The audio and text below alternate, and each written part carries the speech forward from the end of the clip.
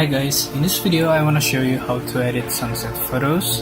I hope this tutorial will be quick and easy for you. I also put the download link in the description below so you can follow up with the tutorial. We're gonna be using photos from WeSaturate. At WeSaturate you can get free to use raw photos. Why editing raw photos? Because raw photos give more flexibility and have more dynamic range. Without further ado, let's get started. First, we're gonna import the photos to Lightroom. After done importing, we're gonna getting started with the develop tabs. Let's do some tone adjustment with the white balance first. And then this photo is a bit blown up, so I'll push down the exposure and then adjust the rest.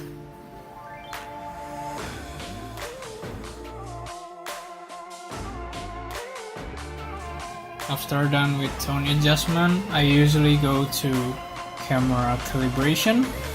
In camera calibration, this is where you define your style of coloring. It really depends on yourself. I add some dehaze, lens corrections, and noise reduction. And then we're gonna give some split toning. I usually went with orange and teal because orange and teal give some cinematic color. And then I also like to make some S-curve. And then we are gonna play with the hue, saturation, and luminance. I usually play with blue and orange colors. I usually give some filter, a radial filter, to give some adjustment to a specific area. And I think the sky is still a bit too blown up, so I will adjust the exposure down. But now the shadows is a bit too dark, so I will use graduated filter and add another graduated filter to balance it. And I wanna highlight this subject, so I will use radial filter again to highlight the subject, but I will invert the radial filter so we only affect the subject. And then sometimes when editing you found some imperfections, like a little flaws.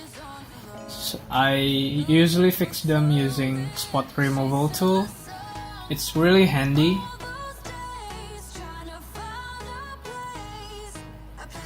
And then for the second photo, it's really easy. You just copy the settings from first photo. After copy the settings, go to the second photos, give some adjustment, and then paste the settings before. This will speed up my process, so I don't need to adjust from the beginning again. Just give some little adjustment.